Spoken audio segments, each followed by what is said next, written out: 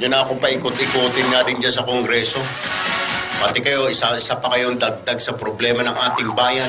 Isa pa rin kayo sa dagdag na problema kay Pangulong Duterte. Mga hinayupa kayo. Kahapon ho, napag-usapan din, ha? Sabi nung ilang mga senador, dapat itong ilang mambabatas dito sa Senado kasama namin kumalas na. Ang tinutukoy nila itong mga tigal-liberal dahil puro kontra. Pag may panukalang batas na gusto ni Duterte ipasa, kontra kagad ang liberal. Ang kakapal na mukha ng mga hinayupak, hindi, ba't kami aalis sa supermajority? Pero karapatan namin kumontra. Eh kung kukontra pala kayo, bakit pa kayo sa supermajority? Ika nga, di lumayas na kayo, maging oposisyon kayo, mga buhong. Eh para kayo mga tanga. Sasabihin nyo, hindi, sa majority kami. Oh, majority kayo, tapos kukontra kayo sa mga batas, mga panukalang batas, ha? Mga batas na gusto ipapasa ni Duterte, kontra kayo. Puro kayo konting utot, kontra kayo. Bumahing lang ang Duterte, kontra kayo. Ha? Sumimangot lang ang Duterte, nandyan na kagad yung ilang senador, nagngangak-ngak, yung babae at saka yung lalaki, nagdating sundalo. Oh. Jesus Mariusip, gumiti lang ang Pangulo, kontra ka agad. Oh. Nagalit lang ang Pangulo, daldal ka agad. Bakit nyo kailangan pa maging sumama sa supermajority, ha?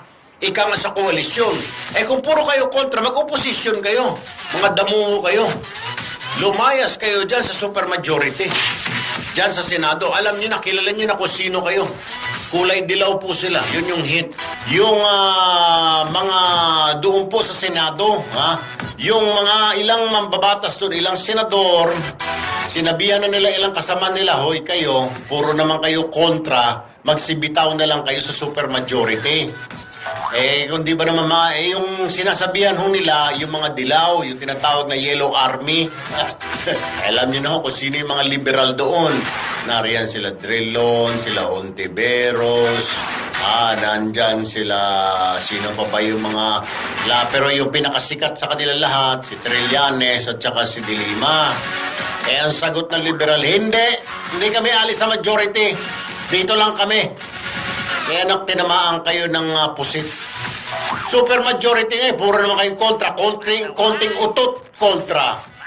Konting panukalang batas, kontra. Diba paano mapapasa yung batas kung haharangin ninyo, i-delay ninyo? Nasa linya po ng aming telepono si Senator Richard Dick Gordon. Magandang umaga po, Senator Gordon, sir. Magandang umaga, Sir Irwin, at lahat na namin nanonood at nakikinig sa inyo para tutulan. Opo, itanong lang ng mga kababayan natin, bakit ayaw kaya umalis nito mga dilawan dyan? Eh kung puro naman sila kontra, ayaw pa rin nila umalis sa supermajority. Nagsabi na po si Senator Drilon, yung kanilang leader, sir. How is this now? Well, ang kanilang panukala, gusto nilang nasa majority dahil meron silang committee, si Senate President Drilon, Senate President Pro Tempore, number 2 sa Senado yan. No? At gano'n rin yung iba mga kasamahan niya, nasa mga committee chairmanships. In fairness, si Senator General is nasa minority yan. Pero lahat sila nasa majority. Pero ang talagang Jonathan na pagka umiiring nga yung mga kasama sa minority nila at saka doon sa mga kasama sa majority katulad ng Leyra de Lima, magkakasama sila. Tama ang boto palagi 14-7. Eh kung magkramisa, ang nangyayari doon, nagkakaroon ng alitan at hindi nila makausap yung mga kasama nila na maghinay-hinay dahil minsan personal na at unethical na yung sinasabi sa labas at sa loob ng Senado, hindi na magandang salita.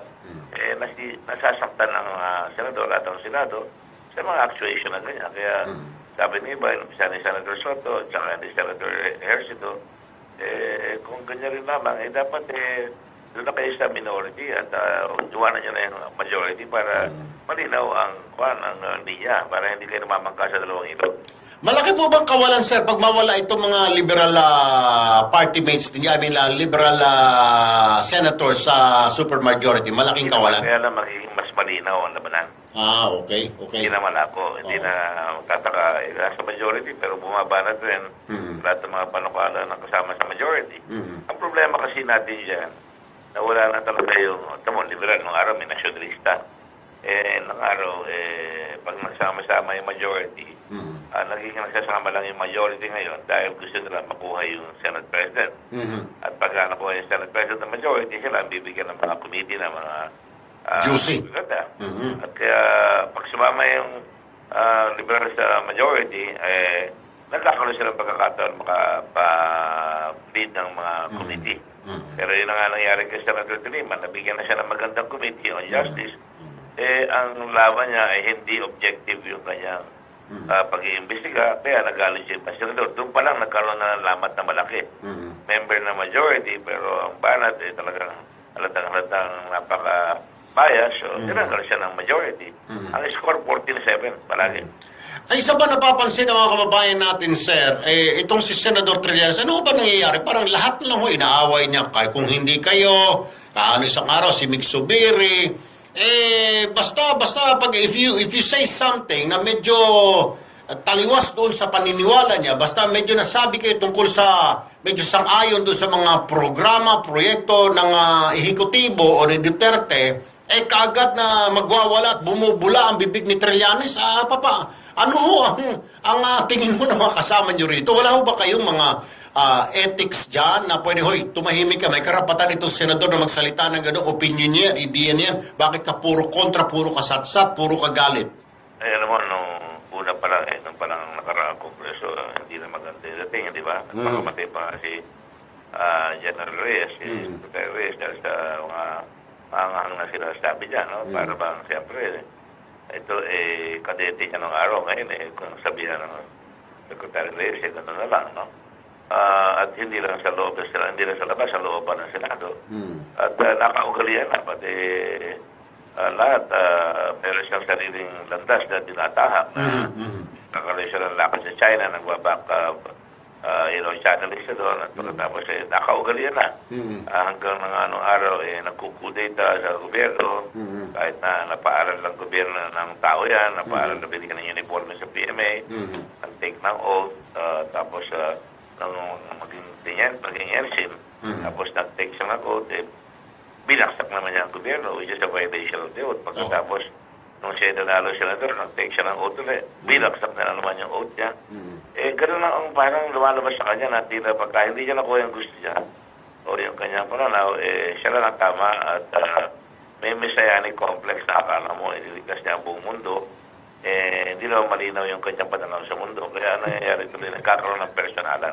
Sir, wala bang pwedeng magdisiplina dyan si Senate President o yung sa ethics ninyo, House? Senate President can always, sabi ko kasi si Senator Pimentel, noong una, papailan ko na lang ethics siya nung nag-walkout sila nakiusap si Senator Pimentel, sabi niya, papuntahin ko dyan, medyo kausapin mo at apologize. Sabi ko, wala naman problema yung mga kaibigan natin na siya. Punta doon sa kwarto ko at harap naman namin tao, nagpamanin, sabi niya, hindi na tayo nakakaintindihan, hindi na ako mag-isasalita ng manghang na salita. Nagkabayan kami, madali naman ako kausapin pagkatapos si Senator Tiliman rin. Pero nung punta siya ron, medyo nakapagbitaw na siya ng salita na tinitira ako. Pero hindi ko na pinatulan yan. Pero yung isang araw, kung isa na nag-iimbestiga kami, kasama siya sa committee, pwede naman siya magsalita doon sa committee habang nag-iimbestiga. Habang nag-iimbestiga, biglang lalabas doon sa committee, titira doon sa floor. Kinorek ko na yan. Hindi mo pwedeng gawin yan. Ako, gusto mo doon ka sa committee tumira. Hindi dito sa floor. Sa committee kasi sir, sa floor kasi sir, may TV. Hindi ko maintindihan din. Ang talagang unang-unang ko yan, ang Senate President, pwede niya sabihin, sinabihan ko sa Senate President, dahil huwag naman siya magagalit. Sinabi ko naman sa media ito, sinabi ko rin sa kanya. Dapat, paluin mo yung gavel and tell him na he is out of order, na pwede mong dalhin yung Sergeant at Arms at ilabas siya. Pangalawa, pwede siyang pailan ng ethics ng kahit na sino sa mga kanyang pinagagawa. Nung nangyari yan, sa tingin ko, talagang unethical conduct na yan. Pero ang nangyari, ayusin talaga natin ito. So nag-usap-usap sila. Kaya ako, nahuli akong dumating nun, hindi na ako pumasok, baka minute pa Dahil ang pananaw ko, may accountability ko sa lahat ng sasabihin mo. Kailangan pananagutan mo yan, kahit na senador ka, harap ka dapat sa mga peers mo in Ethics Committee.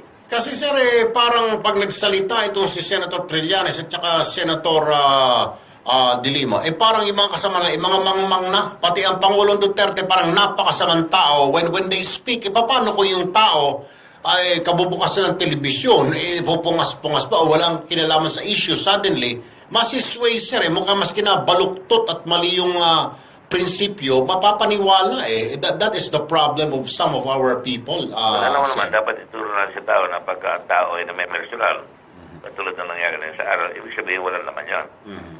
Di ba? Opo. Ikaw nga, pag nag-insulto ka, that is the refuge of this country. Hindi lang lumalabas doon. Kaya dapat, ako hindi ko siya pinapatulan, pero huwag naman siya mambabastos. Ako o kapwa senador. Dahil siyempre, invoke ko lang naman ang rules. Tama. Rules lang, kaya tayo may rules. Hindi naman pwedeng magsusuntukan tayo pa. Tama. Hindi lang pagandahan na lalaki, napalakasan yan. No? Sir, mas maganda lalaki naman kayo. Tisuyo kayo. Sir! Kaya naman ang labanan dyan kung saan dapat you maintain your dignity, and that's what I told him the other day. We have to maintain the dignity of the Senate. And gusto naman kami in fairness to him. Sabi sa kanya, alam mo, pag may problema, mag-usap tayo, hindi yung bibire mo kami sa labas. Ako tinatawanan ko lang, sabi niya, whitewash. Ano ba whitewash namin? Ako siguro si Mr. White, si Civilian Mr. Wash. Pero alam mo, daanin na lang natin nga sa ganun. Pero dapat, at some point in time, sabi ko, may day of reckoning. Pag lumampas na yan, marami ng senador na nakaraan sa kanilang conduct na suspended or even expelled. Alright. Sir, bago ko makalimutan, marami na po nagtatanong, nangungumusta. Kumusta ng investigasyon ni Senator Soto sa Ethics Committee kay De Lima? Ay reklamo kay De Lima. What's gonna happen? Meron ba tayong mahihita? May lalabas ba? Sabi yata ni Senator Soto ngayong January daw, may ilalabas na silang desisyon na definitely madidisiplina si De Lima. Sa totoo lang, hindi ako member ng Ethics Committee at hindi naman ako naglalabi kahit ano dyan. I trust Senator Soto. Ano ba Senator Soto? Napaka-experience sa atin na yan. At marunong sa tao yan. Kaya I trust him to make the right decision with the colleagues, no? Hindi naman siya pwede lang mag-iisa, no? So, dapat lahat sila mag-uusap-usap dyan. Pag lumabas yan, dadating pa doon sa Senado yan, kung ano recommendation, pagbubutuhan. Kasama ba si Senator Pacquiao sa ethics, sir? Kasama? Member si Manny Pacquiao. Ang problema, pag lumabas siya, nakita mo ang boto, sigurado ko 14-7 ulit. Siyempre, yung 7, pabor kay De Lima. Ganun palagi. Kaya yung iba, so, ano pa ang purpose, Sen? Ano pa ang purpose nung ikaw majority kung laging kontra itong 7 na ito ng mga dilawan na ito, laging kontra sila? What is the purpose? What does it serve? Ang objective ng majority, or whatever you want to call it, super majority, mapabilis. Maganda naman ang takbo pag nagsasama Kaya lang pagka naging partisan na, kaya mo na maging partisan, pero lumabas kayo sa lungga. Huwag nakamaskara na majority, tapos babanat kayo, di ba? Tama. Hindi na maganda yun. Magpakalalaki na, lumabas na lumabas. At yan ang hirap sa ating lipunan. Kulang talaga yung principled partisan politics. Ayun. Senator Richard Dick Gordon. Sir, sobrang daming salamat. Magandang umaga. Mabuhay po kayo, sir. Thank you very much. Thank you Good to hear from you, and thank you very much sa mga nakikinig sa inyo. Thank you. Ayun mga kapatid, ha? 14-7 lagi. Yung 7, alam nyo na, yung mga liberal. Tapos, ang kakapal ng mukha. Sasabihin nila, super majority kami, naman majority kami. Ha? Majority, puro kayo kontra. Lalong-lalo na mga kapatid, pansinin ninyo, pag yung panukalang batas gusto ni Pangulong Digong, kaagad nakukontra. Sino may mga pasimulo dyan? Trillanes De Lima, susunod niyan sila Tuntiveros, sila Recto, Pangilinan, Drilon. Susunod parang trend. May unang ganun, parang sawa na gumagapang. Pag nag-raise na han, ay contradict o contradict lahat, yung 7. Ganun mo yan anuhin mo pa yung supermajority na yan kung tama nga Senador Dick Gordon, dapat magdesisyon na si Senador Coco Pimentel, si Senate President, palayasin na yan. Gawin na silang oposisyon. Majority. Hindi naman nakakatulong yan. Pansinin ninyo mga kapatid, pag may batas, it's something to do or galing kay Digong na batas or para sa gobyerno, para sa administrasyon ito, mga kampanya sa droga, mga korupsyon, kukontra, kailangan magsalita si Trillanes at De Lima. Kailangan magngaw-ngaw. Kailangan tumayo, kailangan na, I object, ganun pa. Yung Trillanes naman, magagalit-galitan. Ganun eh. Basta pansinin mo, pag may panukalang batas na pag-uusapan sila, and it came from idea ni Digong or idea ng mga kaalyado ni Digong, kontra kaagad ito mga ito. Magsasalita talaga kaagad. Kailangan tirahin. At yung Digong na walang kaalam na sa palasyo, titirahin, susundutin. Sasabihin, ayan, panukalang batas ng presidenteng diktador yan, etc., etc. O kita mo naman kalukuhan na yan. Sasabihin, kagaya yung martial law na yan, ala naman sinabing martial law yung Pangulo, pero pinalaki nitong dalawang mga buhong na ito, si De Lima at saka si Trillanes. Sila lang nagpalaki ng martial law. Wala pong martial law. Inulit na nga ng Pangulo kahapon eh. I will not declare martial law. Pero noong mga nakaraang araw na hindi pa nagsasalita ang Pangulo, sila nagpupus niyan eh. Nako, magmamartial law na. Bakit siya magsasalita ng gano'n? Dapat seryosohin ang sinasabi ng Pangulo. Sabi ni Trillanes. Si De Lima naman, sigurado ako magmamartial law na kasi dahil sa kanyang anti-drug campaign. Minsan makakabuisit na ho pakinggan minsan itong dalawang ito para silang plaka na hindi mo maintindihan. Mga tinaguri ang mga mambabatas pa naman. Nakulang yata eh. Ewan ko.